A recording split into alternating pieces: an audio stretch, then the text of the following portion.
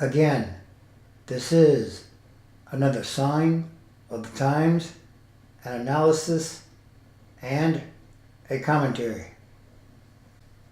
Climate change is intensifying rapidly. The federal government has released a long-awaited report with an unmistakable message.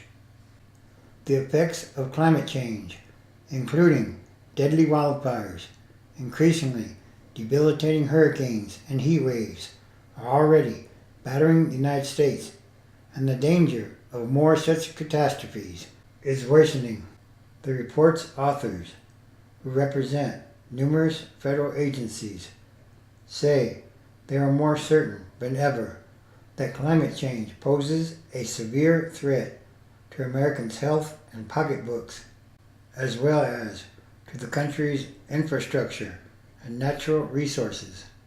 And while it avoids policy recommendations, the report's sense of urgency and alarm stand in stark contrast to the lack of any apparent plan from President Donald Trump to tackle the problems, which, according to the government he runs, are increasingly dire. The congressionally mandated document, the first of its kind issued during the Trump administration, details how climate-fueled disasters and other types of worrisome changes are becoming more commonplace throughout the country, and how much worse they could become in the absence of efforts to combat global warming. Already, western mountain ranges are retaining much less snow throughout the year, threatening water supplies below them. Coral reefs in the Caribbean, Hawaii, Florida, and the United States Pacific territories are experiencing severe bleaching events. Wildfires are devouring ever larger areas during longer fire seasons, and the country's sole Arctic state, Alaska, is seeing a staggering rate of warming that has upended its ecosystems from once ice-clogged coastlines to increasingly thawing permafrost tundras. Changes in the relative amounts and timing of snow and rainfall are leading to mismatches between water availability and needs in some regions, the report states, and that poses threats to the future reliability of hydropower production in the Southwest. The report also states that groundwater depletion is exacerbating drought risk in many parts of the United States, particularly in the Southwest and Southern Great Plains.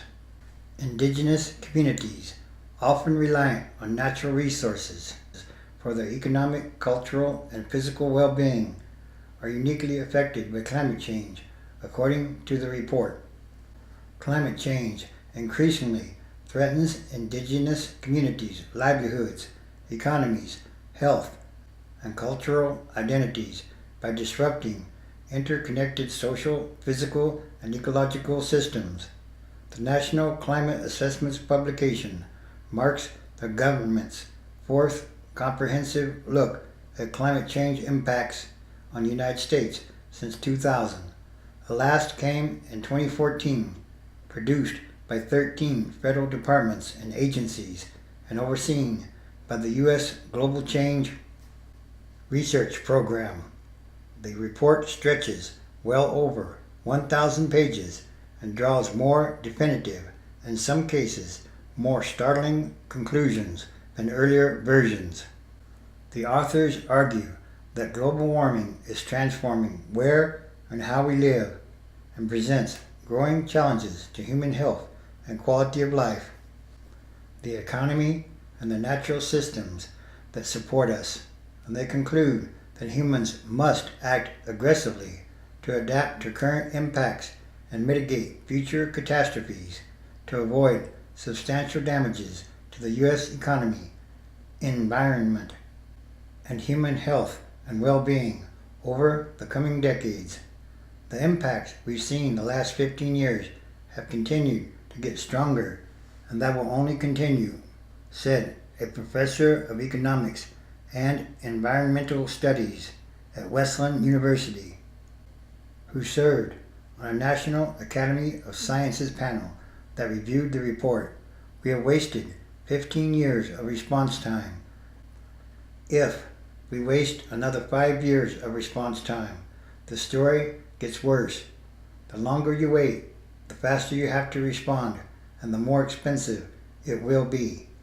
That urgency is at odds with the stance of the Trump administration, which has rolled back several Obama-era environmental regulations and incentivized the production of fossil fuels.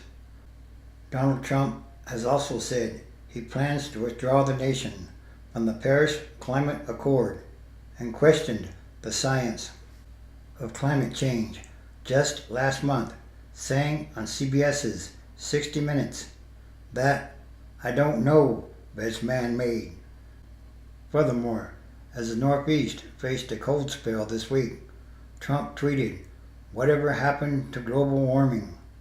This shows a misunderstanding that climate scientists have repeatedly tried to correct, a confusion between daily weather fluctuations and long-term climate trends. But that's what he is, confusion and chaos.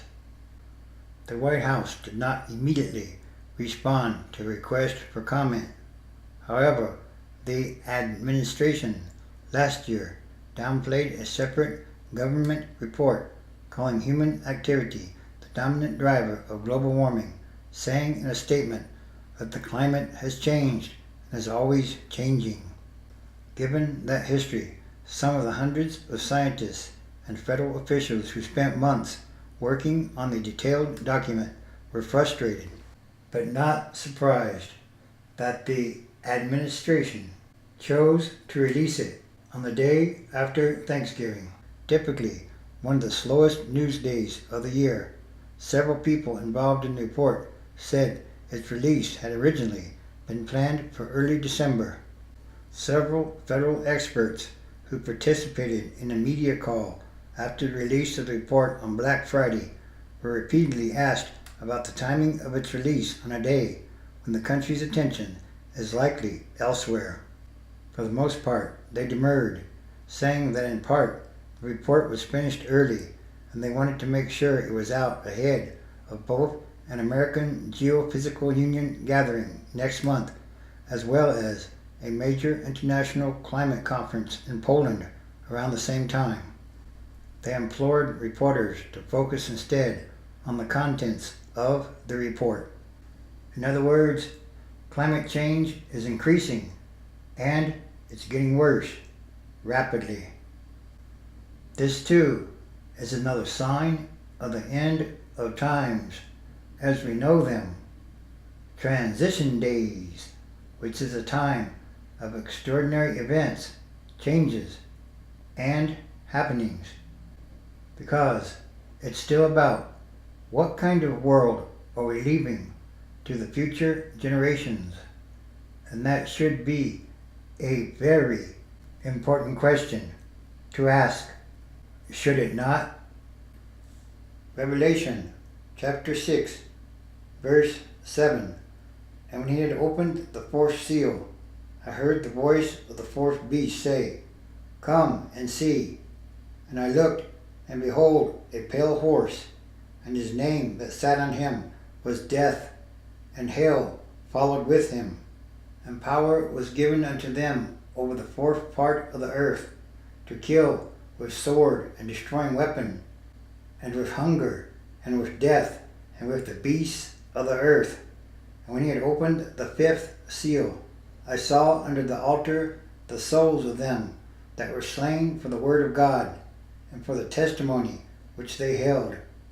And they cried with a loud voice, saying, How long, O Lord, holy and true, dost thou not judge and avenge our blood on them that dwell on the earth? And white robes were given unto every one of them, and it was said unto them that they should rest yet for a little season, until their fellow servants also and their brethren that should be killed as they were should be fulfilled. And I beheld when he had opened the sixth seal, And yes, there was a great earthquake, and the sun became black as sackcloth of hair, and the moon became as blood, and the stars of heaven fell into the earth, even as a fig tree casts her untimely figs when she is shaken of a mighty wind. And the heaven departed as a scroll when it is rolled together. Every mountain and island were moved out of their places.